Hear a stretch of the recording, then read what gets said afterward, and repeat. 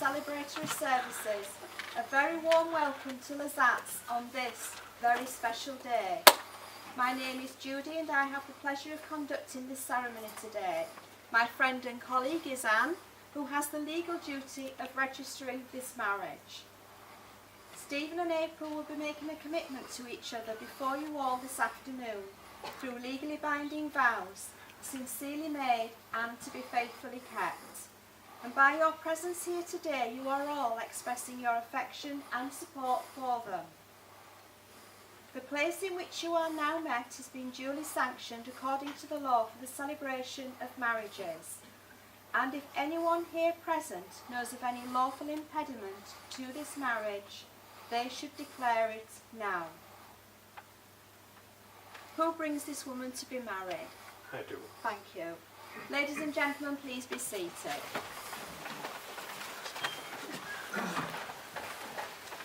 It's not a ritual or an end. It is a long, intricate, intimate dance together, and nothing matters more than your own sense of balance and your choice of partner. So Stephen and April, before you are joined together in marriage, it is my duty to remind you of the solemn and binding character of the vows you are about to make. Marriage in this country is the union of two people voluntarily entered into for life to the exclusion of all others. George Eliot wrote, "What greater thing is there for two human beings than to feel they are joined for life?" So with that thought in mind, I've got a question for each of you. The traditional answer that I'll be looking for is "I do," or something along those lines, okay? Stephen, do you take April to be your partner for life? Do you promise to love and respect her, be honest and faithful to her from this day forward? Thank you. April, do you take Stephen to be your partner for life? Do you promise to love and respect him, be honest and faithful to him from this day forward? Thank you. I am now going to invite each of you to declare that you know no legal reasons why you should not be married to each other. So this is where I'm going to ask you to repeat after me. And we start with you, please, Stephen, nice and clearly for me, please. I do solemnly declare. I do solemnly declare. That I know not. That I know not. Of any lawful impediment. Of any lawful impediment. Why I, Stephen James Lloyd. Why I, Stephen James Lloyd. May not be joined in matrimony. May not be joined in matrimony. To April Rosina Marshall. To April Rosina Marshall. April. I do solemnly declare. I do solemnly declare. I do solemnly declare. Solemnly declare. Solemnly. Solemnly. Thank you. That I know not. That I know not. Of any lawful impediment. Of any lawful impediment. Thank you. Why I, April Rosina Marshall. Why I, April Rosina Marshall. May not be joined in matrimony. May not be joined in matrimony. To Stephen James Lloyd. To Stephen James Lloyd. Thank you. Stephen and April, your marriage today is the beginning of a new journey together which will last a lifetime. Cherish each other and nurture that which is good within you both. May you continue to grow, not only as individuals, but also together. So I'd like you now to face each other and join hands. Can I just take those flowers? I'm just going to pop them on you.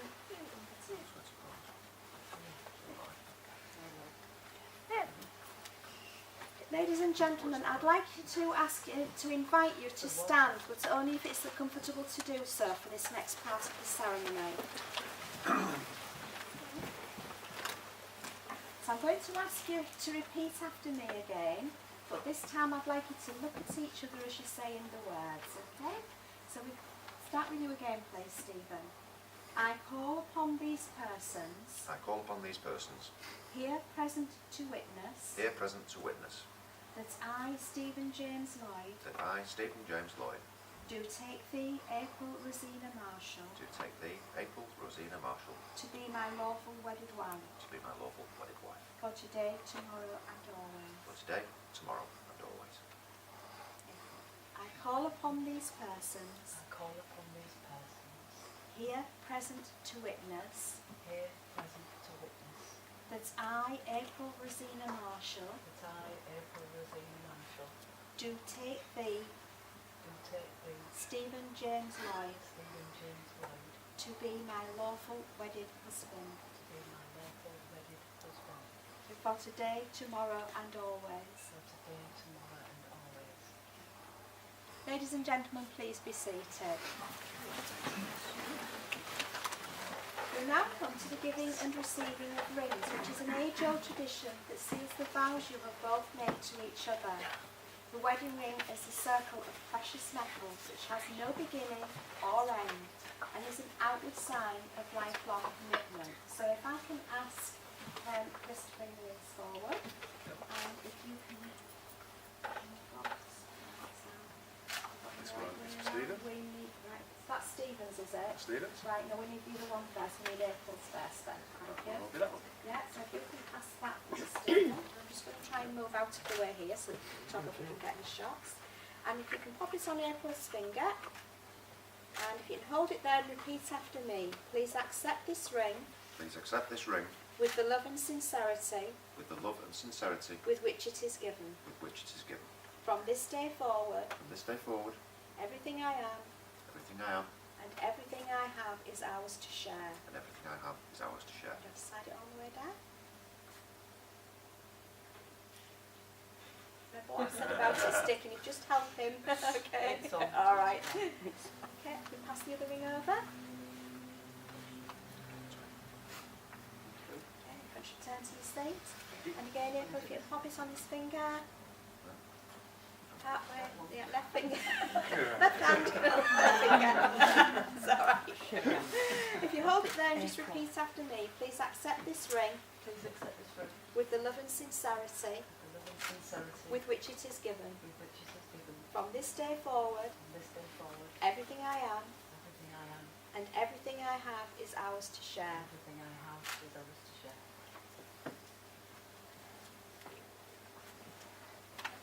Hopefully it is all. Put it all.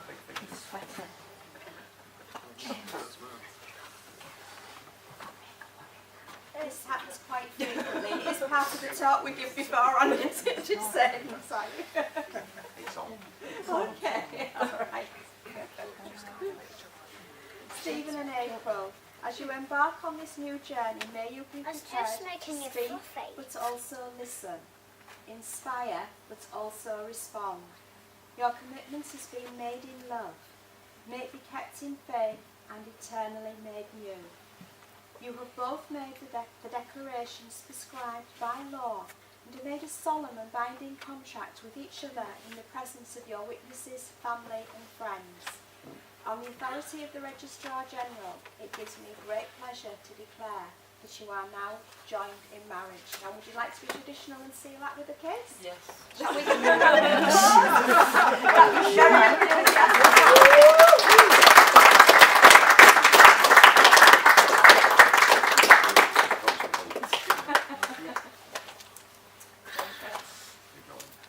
That's good, isn't it? If you'd like to take a seat at the table.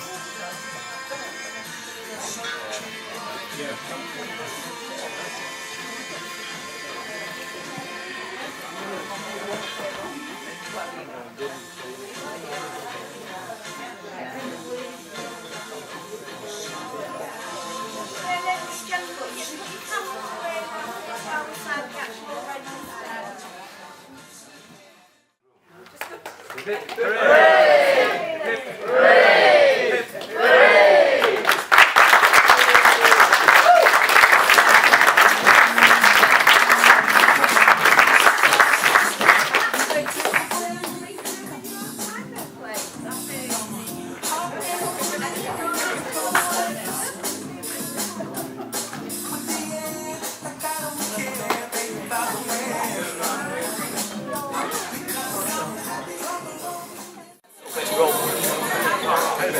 Right, ladies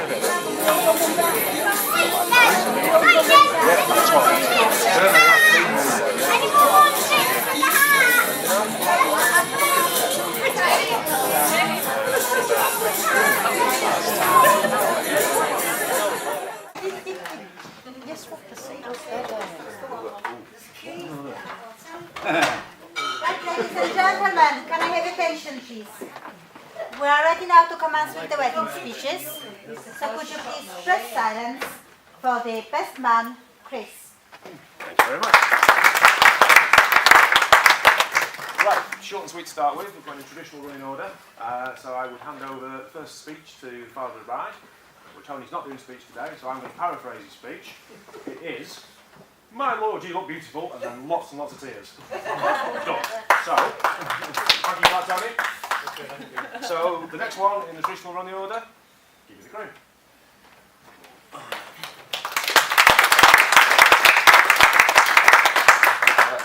Ladies and gentlemen, I'd just like to thank you all for coming. Everybody knows I've got the easy bit because it's just a load of thank yous. So I'd like to thank, first and foremost, the staff of Lazats. I'd like to thank Phil, our photographer, and Anne and the staff of Serendipity who aren't here.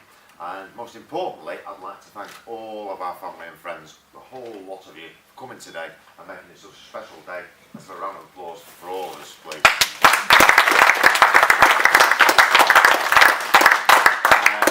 Most importantly, as far as I'm concerned, as the groom, I feel privileged today to be marrying a lady that I've been with now for quite some time. I'm not going to put an amount of years on it, because it is the longest engagement in the history of the world ever. There you go. You can't. Oh, my ribs! 15 years. Oh, my ribs. Thank you very much, April. So thank you very much for making it such a very special day. And once again, thanks to all of you, especially Scott over there, for doing the legwork all the way over from Blackpool. So again, thank you very much to everybody. I hope you've had a really nice day, and carry on having a nice day. You too. So, that's me, short and sweet. Pretty much. The final thank you has to go to Tony and Rosina for producing a fine specimen of a daughter, first and foremost, who's taken my heart. And thank you very much to my mum and dad for being supportive when I've been a complete little shit over the years, and always being there for me. So with that said, I'd like a round of applause for our two sets of parents, please.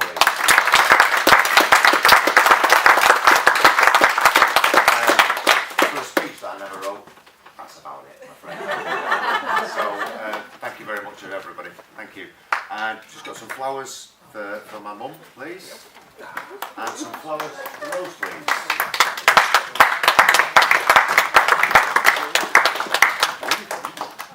Thanks very much. I'll sit down and shut up now. Thanks, Steve. Thank you, the groom, and my brother, I believe. Right, okay. Rejected, wasn't it? Yeah, apparently so. We'll find out in there. Right, ladies and gentlemen, boys and girls, welcome. That's working in Blackpool Tower at the Circus for you. The boy out of Blackpool, but right. As you guessed, I'm the best man. I'm Chris, I'm Steve's brother. Fair play to our parents. One good looking son out two's not bad going as far as I'm concerned. I'm honoured to have this role. I'm sure Steve would have liked somebody rich and famous. But he's got me, who's poor and infamous. Quite right. I've got the traditional thank yous to mirror what Steve said. Thank you to all the staff at Lazat. You've been absolutely fantastic. Made my life a lot easier. Thank you to Anne and the team at Serendipity, who are not here. But yeah, thank you very much. Thank you to Rose and Tony, to my mum, dad, Sheila and Pete. Obviously to the bride and groom, and everybody who's here for attending.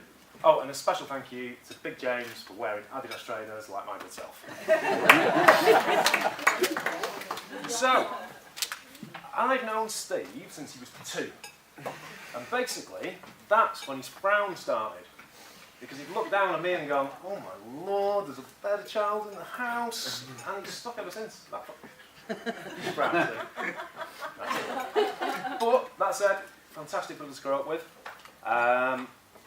do excuse my language, but he basically acted like a bit of a bollocking filter with me being a bit younger. So he got caught smoking, he got bollocked, I got caught smoking, not very much. Drinking, very bollocking, I got caught drinking, not very much at all, and so on and so on. Same with trouble at school, girlfriends, all that kind of stuff. So cheers to that, mate. So it's good to have an older brother growing up, someone you can look up to. I mean, Down to now. well, it's the case, you are shrinking, mate. Thank you. He got me into my first club at the age of 15, a rave club, called Sequins in Blackpool, which is actually one of the less camp names for clubs in Blackpool, if you believe.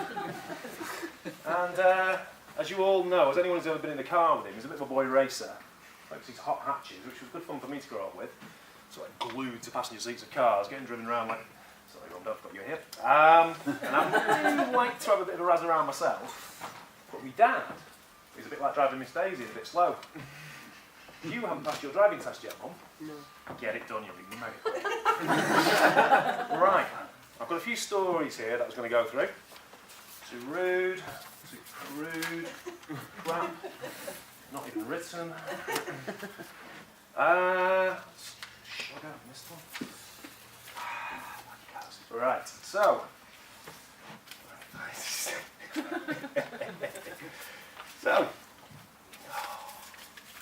Right, balls are there. So basically,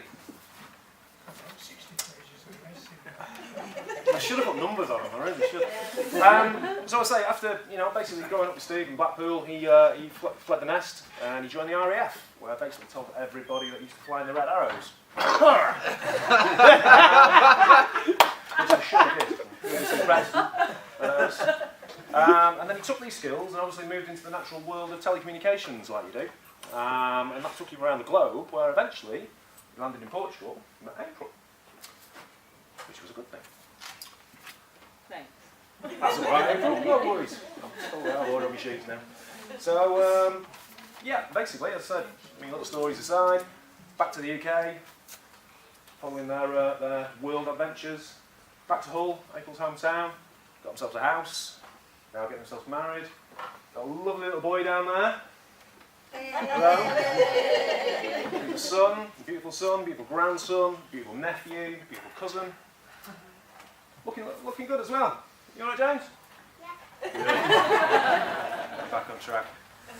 So that's about it, really. I'm not going to start ribbing into Steve too much. I've got a couple of dedications for him for people who come to hear. As Steve's good friend Rick is currently. Well, he's a mature student, and he's got a lot of deadlines this weekend to get thousands and thousands and thousands of words done, like you guys will know. You've been into the university, so we couldn't make it. So, but you spoke to Rick last night. We get a little bit emotional, but he obviously passes on his congratulations to the pair of you. 45-year-old and a 49-year-old blubbing their eyes out to each other on the phone. It wasn't good viewing. I wonder what he was on about earlier on. The feminine side of you, Steve. Thank you. So that was a dedication from Rick. I've got a dedication from an Arsene Wenger, which is quite short. He's basically said, "Stop wasting your life." Very nice. And there's also a dedication from Antonio Conte to April. But I'll tell you that later because I don't want to upset Steve any further. Yeah, and that's it. So really, I'd just like to echo what Steve said and give a big thank you to everybody for coming, from near, from far, from wherever you come from.